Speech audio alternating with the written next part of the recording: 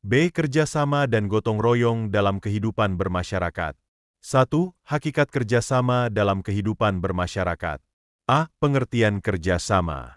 Dalam Kamus Besar Bahasa Indonesia, kerjasama berarti kegiatan atau usaha yang dilakukan oleh beberapa orang, lembaga, pemerintah, dan sebagainya untuk mencapai tujuan bersama. Negara Indonesia terbentuk karena rakyat mau dan bersedia bekerja sama dan bersatu. Kesadaran ini didasarkan pada perasaan senasib dan sepenanggungan sebagai individu yang menderita akibat dijajah bangsa Eropa. Penderitaan inilah yang kemudian menimbulkan kerjasama dan persatuan rakyat Indonesia di seluruh daerah dengan berbagai latar belakang budaya, ras, suku, dan agama untuk melawan dan mengusir penjajah dari tanah. Persatuan rakyat Indonesia ini didorong oleh keinginan mencapai kehidupan yang bebas dalam wadah negara yang merdeka dan berdaulat. Semangat perjuangan rakyat Indonesia untuk merebut dan mempertahankan kemerdekaan mendorong tiap warga negara untuk melakukan kerjasama di berbagai bidang kehidupan. Kerjasama juga penting dalam pembangunan nasional. Pembangunan nasional adalah rangkaian upaya pembangunan yang berkesinambungan yang meliputi seluruh aspek kehidupan masyarakat, bangsa, dan negara untuk melaksanakan tugas mewujudkan tujuan nasional sebagaimana dirumuskan dalam pembukaan Undang-Undang Dasar Negara Republik Indonesia tahun 1945. Tabel 3, 5 istilah gotong royong di berbagai daerah. 1. Aceh. Alang tulung. Tradisi tolong-menolong, baik dalam kegiatan sosial, acara keluarga, ekonomi, maupun religi. Tradisi ini didasari ajaran leluhur dan ajaran Islam. 2. Sumatera Utara. Siadapari, Raron, atau Marsiurupan. Kegiatan bercocok tanam yang dilakukan dengan mengerjakan tanah dari tiap anggota kelompok secara bergiliran. Keanggotaan kelompok sifatnya sukarela dan masa berdirinya bergantung persetujuan peserta. 3. Sumatera Barat. Hoyak Tabuik. Kerjasama masyarakat di acara ritual tolak bala untuk membawa dan mengayak Tabuik Pasa dan Tabuik Subarang menjelang matahari terbenam. 4. Riau. Batobo.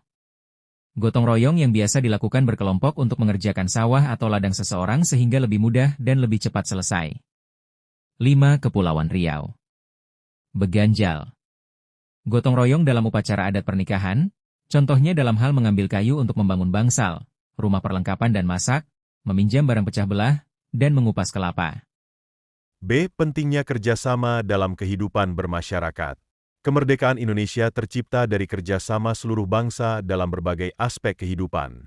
Dalam pidato pada tanggal 1 Juni 1945, Soekarno mengatakan bahwa negara Indonesia yang didirikan harus untuk semua kalangan. Negara yang didirikan harus disemangati rasa gotong royong dan perjuangan bersama-sama untuk kepentingan bersama. Kerjasama memang penting dalam kehidupan bersama. 6. Jambi. Pelarian. Gotong royong dalam bertani. Setiap anggota kelompok akan memperoleh bantuan tenaga kerja selama 1 hari dari anggota lainnya secara bergiliran. 7. Bangka Belitung. Nganggung. Biasanya ditemui pada hari-hari besar seperti 1 Muharram, Maulid Nabi, dan Idul Fitri. Masyarakat setempat berbondong-bondong membawakan hidangan makanan dari rumahnya dan dikumpulkan ke masjid untuk dimakan bersama-sama sebagai sarana berbagi. 8. Lampung. Sakai Sambalan. Sikap toleransi saling membantu satu sama lain dari masyarakat Lampung. 9. Jawa Barat. Sabi Lulungan.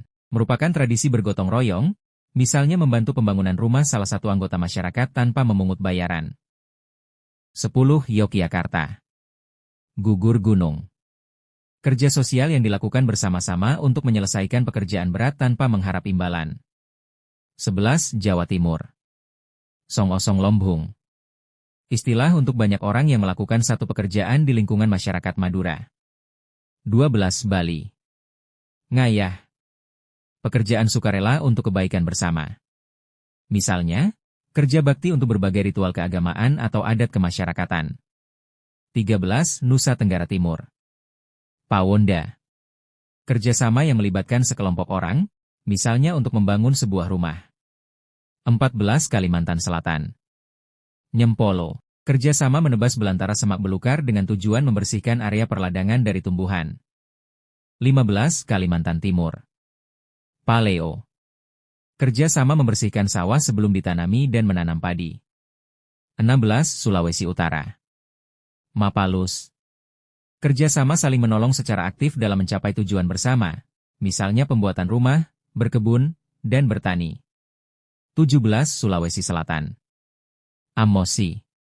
Kerjasama memberi penetapan dan pusat pada pertengahan perahu yang dilanjutkan dengan menarik perahu tersebut ke laut. 18. Gorontalo. Hileia. Tolong-menolong apabila ada kedukaan. Para tetangga datang membawa isi dapurnya dan memasak di rumah orang yang berduka. 19. Maluku.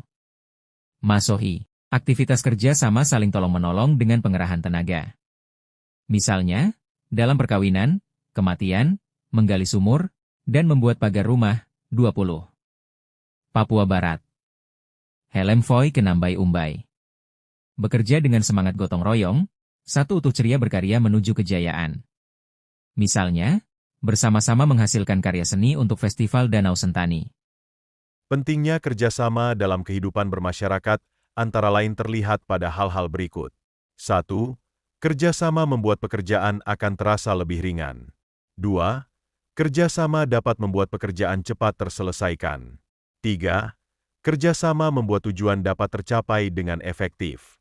4. Kerjasama dapat menyadarkan masyarakat untuk mendahulukan kepentingan umum. 5. Kerjasama dapat memupuk tanggung jawab sosial. 6. Kerjasama dapat meningkatkan rasa setia kawan. 7. Kerjasama dapat memupuk rasa kebersamaan. 8. Kerjasama dapat mempererat tali persaudaraan. 9. Kerjasama dapat menciptakan kerukunan. 10. Kerjasama dapat menumbuhkan rasa persatuan dan kesatuan. 2. Hakikat gotong royong dalam kehidupan bermasyarakat. A. Pengertian gotong royong. Indonesia memiliki bentuk kerjasama yang khas, yaitu gotong royong. Gotong royong berasal dari kata gotong yang berarti pikul atau angkat, dan kata royong yang berarti bersama-sama. Dengan demikian, gotong royong bermakna bekerja atau menyelesaikan tugas secara bersama-sama untuk mencapai hasil yang diinginkan. Dalam konsep gotong royong, pekerjaan dilakukan secara sukarela atau tanpa pamrih oleh seluruh warga sesuai dengan kemampuannya masing-masing. Gotong royong dapat dibedakan menjadi dua, yaitu gotong royong dalam arti tolong-menolong dan gotong royong dalam arti kerja bakti. Dalam praktiknya, gotong royong dalam arti tolong-menolong terjadi dalam pertanian, kegiatan rumah tangga, pesta, perayaan, dan bencana atau kematian biasanya untuk kepentingan perseorangan atau kelompok. Adapun gotong royong dalam arti kerja bakti, umumnya, dilakukan untuk berbagai kegiatan yang bersifat umum biasanya untuk kepentingan bersama, misalnya membersihkan saluran air atau tempat ibadah. C. Faktor pendorong dan penghambat gotong royong. Ada beberapa faktor pendorong dan penghambat gotong royong. Faktor-faktor pendorong gotong royong antara lain sebagai berikut. 1. Agar dapat bertahan hidup, manusia perlu menjaga hubungan baik dengan sesamanya. 2. Dalam diri manusia, ada kesadaran untuk saling membantu dan mengutamakan kepentingan bersama. 3. Manusia memiliki kecenderungan berkelompok. 4. Manusia memiliki kecenderungan untuk mencapai kesejahteraan. Adapun faktor-faktor penghambat gotong royong antara lain sebagai berikut. 1. Rasa individualisme manusia yang kuat. 2. Adanya perbedaan pendapat. 3. Lebih mementingkan kepentingan diri sendiri daripada kepentingan umum. 4. Rasa percaya diri yang kurang. 3. Bentuk kerjasama dan gotong royong dalam kehidupan bermasyarakat. A. Bentuk-bentuk kerjasama dalam masyarakat Indonesia. Bentuk-bentuk kerjasama dalam berbagai bidang kehidupan di masyarakat, antara lain sebagai berikut. 1. Kerjasama dalam kehidupan sosial politik. Dalam kehidupan sosial politik, kerjasama dapat dilihat dalam musyawarah. Di dalam musyawarah, kerjasama yang terjadi adalah kerjasama untuk mencapai kesepakatan bagi bangsa Indonesia. Musyawarah sangat dijunjung tinggi. Hal ini terlihat dalam sila keempat Pancasila yang berbunyi, kerakyatan yang dipimpin oleh hikmat kebijaksanaan dalam permusyawaratan. Perwakilan penjelasan makna sila tersebut adalah sebagai berikut. Kerakyatan mengandung arti bahwa kekuasaan tertinggi berada di tangan rakyat. Dengan ini, rakyat berdaulat. Hal ini terwujud dalam sistem demokrasi. Kerakyatan timbul karena adanya kesadaran bahwa manusia mempunyai harkat dan martabat yang sama sebagai makhluk Tuhan yang Maha Esa. Itulah sebabnya manusia menghendaki adanya perlakuan yang sama sesuai dengan kedudukannya. Hikmat dapat diartikan sebagai suatu kebenaran yang mengandung manfaat bagi kepentingan umum. Kebijaksanaan adalah dorongan kehendak yang tertuju pada kebaikan yang rasional dan manusiawi.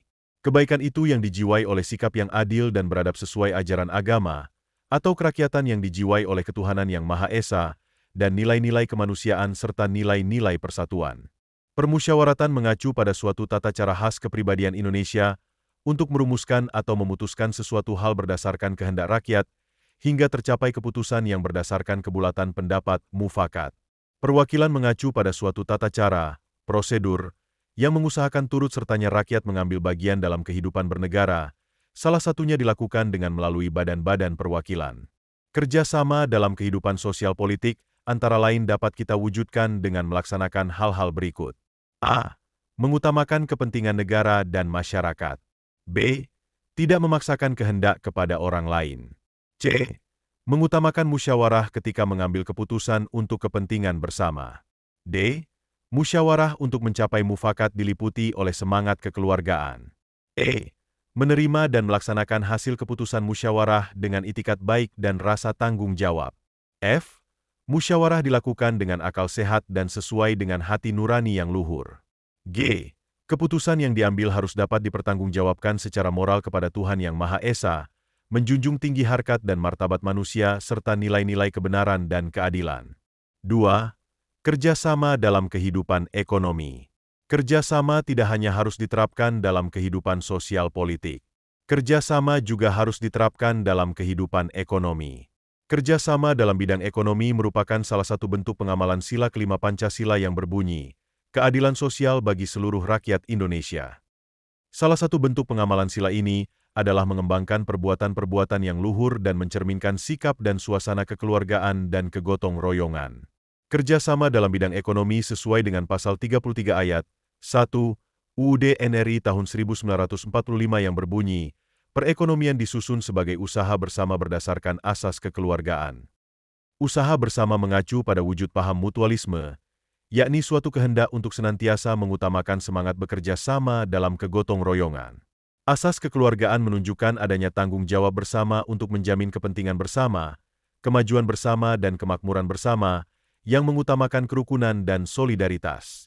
Wujud usaha bersama berdasar asas kekeluargaan dalam membangun perekonomian Indonesia yang sesuai pasal 33 UUD NRI tahun 1945 adalah koperasi. Muhammad Hatta mengatakan, koperasi adalah usaha bersama untuk memperbaiki nasib penghidupan ekonomi berdasarkan tolong-menolong. Semangat tolong-menolong tersebut didorong oleh keinginan memberi jasa kepada kawan berdasarkan seorang buat semua dan semua buat seorang. Menurut UU RI Nomor 25 Tahun 1992 tentang perkoperasian, koperasi, baik sebagai gerakan ekonomi rakyat maupun sebagai badan usaha, berperan serta untuk mewujudkan masyarakat yang maju, adil dan makmur berdasarkan Pancasila dan UUD NRI tahun 1945 dalam tata perekonomian nasional yang disusun sebagai usaha bersama berdasarkan atas asas kekeluargaan dan demokrasi ekonomi. Kemakmuran seluruh rakyat Indonesia yang merata dan berkeadilan merupakan tujuan pembangunan nasional negara kesatuan Republik Indonesia. Untuk mencapai tujuan ini, perlu pendanaan besar yang bersumber utama dari penerimaan pajak. Menurut UU RI Nomor 28 Tahun 2007 tentang Ketentuan Umum dan Tata Cara Perpajakan, pajak adalah kontribusi wajib kepada negara yang terutang oleh orang pribadi atau badan yang bersifat memaksa berdasarkan undang-undang, dengan tidak mendapatkan imbalan secara langsung dan digunakan untuk keperluan negara bagi sebesar-besarnya kemakmuran rakyat. Terkait dengan hal ini, Pasal 23 AUD NRI tahun 1945 mengatakan bahwa pajak dan pungutan lain yang bersifat memaksa untuk keperluan negara diatur dengan undang-undang. Gambar 3. 8 warga sedang melakukan pengurusan surat kendaraan bermotor di Gerai Samsat. Untuk perpanjangan surat tanda nomor kendaraan, STNK, warga harus membayar pajak sesuai ketentuan berlaku. Pembayaran pajak termasuk kerjasama dalam bidang ekonomi. Kerjasama dalam kehidupan ekonomi antara lain dapat kita wujudkan dengan melaksanakan hal-hal berikut. A. Mengembangkan perbuatan-perbuatan yang luhur, yang mencerminkan sikap dan suasana kekeluargaan dan kegotong royongan. B. Bersikap adil. C. Menjaga keseimbangan antara hak dan kewajiban. D. Menghormati hak-hak orang lain.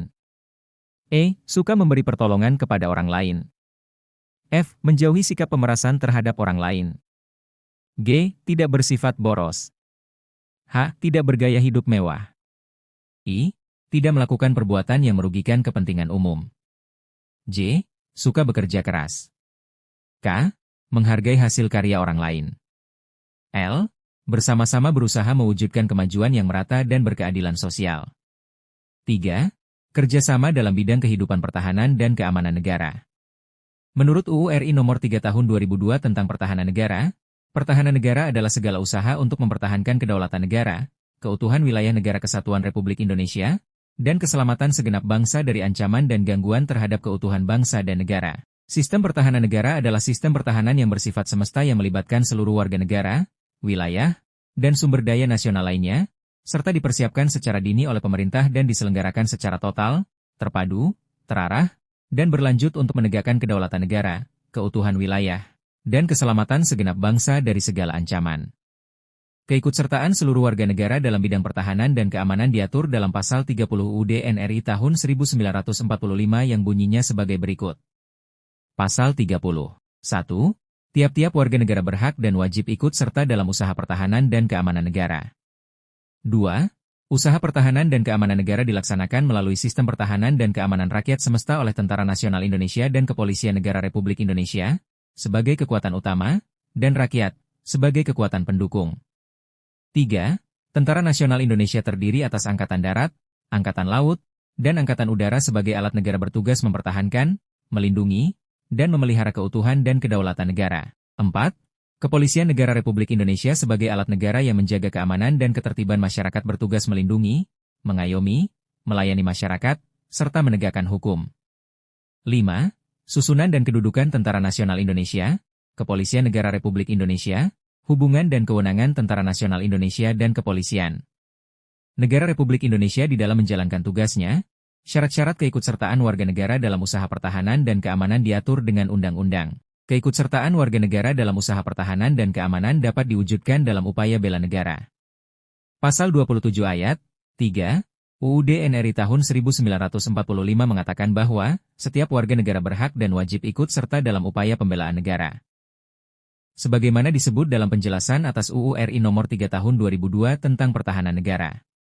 Upaya bela negara adalah sikap dan perilaku warga negara yang dijiwai oleh kecintaannya kepada Negara Kesatuan Republik Indonesia yang berdasarkan Pancasila dan UUD NRI tahun 1945 dalam menjamin kelangsungan hidup bangsa dan negara. Upaya bela negara, selain sebagai kewajiban dasar manusia, juga merupakan kehormatan bagi setiap warga negara yang dilaksanakan dengan penuh kesadaran, tanggung jawab, dan rela berkorban dalam pengabdian kepada negara dan bangsa.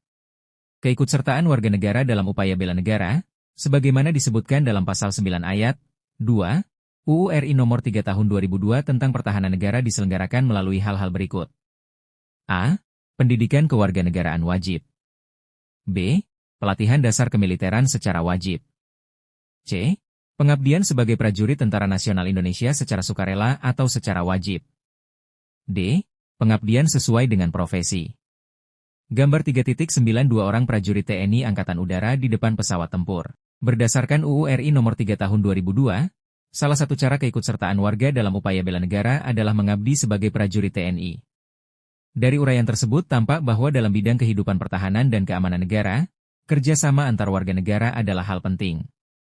Tentu saja dalam kerjasama ini, kita harus dapat memperlihatkan nilai-nilai, seperti cinta pada tanah air, memiliki kesadaran berbangsa dan bernegara, yakin pada Pancasila sebagai ideologi negara, dan rela berkorban untuk bangsa dan negara, serta memiliki kesiapan psikis dan fisik untuk bela negara. 4. Kerjasama antar umat beragama. Bangsa Indonesia merupakan masyarakat yang majemuk-kemajemukan itu tidak hanya dapat dilihat dari banyaknya etnis, suku, bahasa, budaya, dan adat istiadat. Kemajemukan itu juga dapat dilihat dari beraneka ragamnya agama. Kemajemukan ini dapat terjadi karena negara menjamin hak kebebasan penduduk untuk memeluk agama dan beribadah menurut agama yang dianutnya. Hal ini dapat dilihat dalam Pasal 28E ayat 1 dan 2, serta Pasal 29 ayat 2, UUD NRI tahun 1945. Pasal 28E ayat 1, UUD NRI tahun 1945 menyatakan bahwa setiap orang bebas memeluk agama dan beribadat menurut agamanya, Pasal 28E ayat 2, UUD NRI tahun 1945 menyatakan bahwa setiap orang berhak atas kebebasan meyakini kepercayaan, menyatakan pikiran dan sikap, sesuai dengan hati nuraninya. Sementara itu, Pasal 29 ayat 2, UUD NRI tahun 1945 menyatakan bahwa negara menjamin kemerdekaan tiap-tiap penduduk untuk memeluk agamanya masing-masing dan untuk beribadat menurut agamanya dan kepercayaannya itu. Kebebasan beragama dan berkeyakinan adalah salah satu hak asasi yang paling mendasar yang dimiliki oleh setiap manusia tanpa terkecuali. Kemajemukan hendaknya dilihat sebagai sesuatu yang dapat memperkaya persatuan. Hal ini dapat terjadi jika kita menjunjung tinggi kerukunan. Menurut Kamus Besar Bahasa Indonesia, kerukunan berarti baik dan damai, tidak bertengkar, tentang pertalian persahabatan dan sebagainya, bersatu hati dan bersepakat. Kerukunan sering diartikan sebagai kondisi hidup dan kehidupan yang mencerminkan suasana damai, tertib, tentram, sejahtera, hormat menghormati, saling menghargai, tenggang rasa, gotong royong sesuai dengan ajaran agama dan kepribadian Pancasila. Sementara itu, Pasal 1 Angka 1, Peraturan Bersama Menteri Agama dan Menteri Dalam Negeri Nomor 8 dan 9 Tahun 2006 tentang Pedoman Pelaksanaan Tugas Kepala Daerah Wakil Kepala Daerah dalam Pemeliharaan Kerukunan Umat Beragama, Pemberdayaan Forum Kerukunan Umat Beragama, dan pendirian rumah ibadat menyatakan bahwa kerukunan umat beragama adalah keadaan hubungan sesama umat beragama yang dilandasi toleransi, saling pengertian, saling menghormati, menghargai kesetaraan dalam pengamalan ajaran agamanya dan kerja sama dalam kehidupan bermasyarakat, berbangsa dan bernegara di dalam Negara Kesatuan Republik Indonesia berdasarkan Pancasila dan UUD NRI tahun 1945. Ibadat menyatakan bahwa kerukunan umat beragama adalah keadaan hubungan sesama umat beragama yang dilandasi toleransi, saling pengertian, saling menghormati, menghargai kesetaraan dalam pengamalan ajaran agamanya dan kerjasama dalam kehidupan bermasyarakat, berbangsa dan bernegara di dalam Negara Kesatuan Republik Indonesia berdasarkan Pancasila dan UUD NRI tahun 1945. Tampak bahwa kerukunan penting dalam kerjasama antar umat beragama. Kerjasama antar umat beragama antara lain dapat dilakukan dengan menanggulangi masalah kelaparan, kebodohan, keterbelakangan, dan kemiskinan di dalam masyarakat. B. Bentuk-bentuk gotong royong dalam masyarakat Indonesia. Gotong royong menjadi cara hidup rakyat Indonesia sejak sebelum kemerdekaan. Inilah bentuk kerja sama khas Indonesia. Kemudian, dalam perkembangan, cara hidup ini dijadikan cara hidup bernegara. Adapun berbagai bentuk gotong royong yang ada dalam masyarakat Indonesia antara lain sebagai berikut. 1. Gotong royong berburu dan mengumpulkan makanan. Bentuk gotong royong ini terjadi ribuan tahun lalu ketika masa berburu hewan liar. Sebelum berburu, masyarakat melakukan musyawarah, menyepakati rencana kerja, dan mempersiapkan alat. Kemudian, mereka pun berburu bersama dan membagi hasil buruannya sama rata.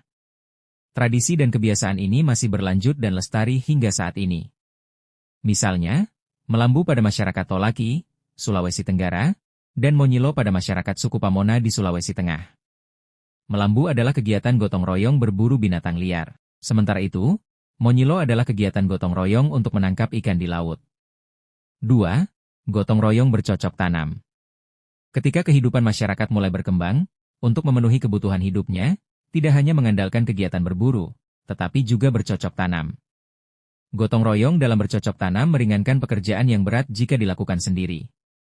Contoh dari gotong royong bercocok tanam adalah bercocok tanam padi di Jawa Tengah, peladang berpindah suku Tolaki, dan Sintu Nosiolopale di Sulawesi Tengah.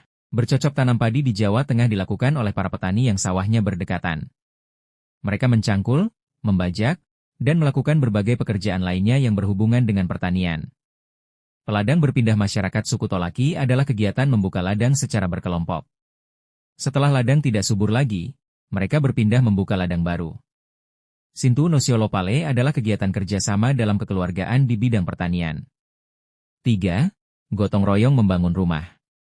Dalam perkembangan peradaban manusia, rumah menjadi sebuah kebutuhan yang penting. Gotong royong pun menjadi cara yang tepat dalam pembangunan rumah. Misalnya, Bataga Kudo-Kudo, tradisi gotong royong membangun rumah di Sumatera Barat, Barifola, tradisi gotong royong membangun rumah di Tidore, dan Sambatan, tradisi gotong royong membangun rumah di Jawa. Ada pula tradisi Marakabola, tradisi gotong royong memindahkan rumah di Sulawesi Selatan. Gambar 3.10 tradisi Maraka, Bola, tradisi gotong royong memindahkan rumah di Sulawesi Selatan. Adapun gotong royong juga dapat dilakukan di berbagai lingkungan, seperti lingkungan sekolah, masyarakat, dan negara. Sekolah adalah lembaga pendidikan yang membentuk pengetahuan dan karakter siswa. Oleh karena itu, siswa dapat dilatih untuk melakukan gotong royong bersama. Misalnya, siswa dapat bekerja sama dan berkontribusi untuk mewujudkan misi dan visi sekolah, mengikuti proses belajar mengajar dengan baik, dan terlatih menyumbangkan ide dan gagasan untuk kemajuan sekolah. Dalam lingkungan masyarakat, gotong royong dapat dilakukan, misalnya untuk membersihkan lingkungan, bakti sosial, dan dalam kegiatan bazar. Adapun dalam hidup berbangsa dan bernegara, gotong royong yang dapat dilakukan antara lain adalah membayar pajak tepat waktu, aktif dan mendukung berbagai program pemerintah, serta dapat menyumbangkan ide dan gagasan untuk kemajuan bangsa.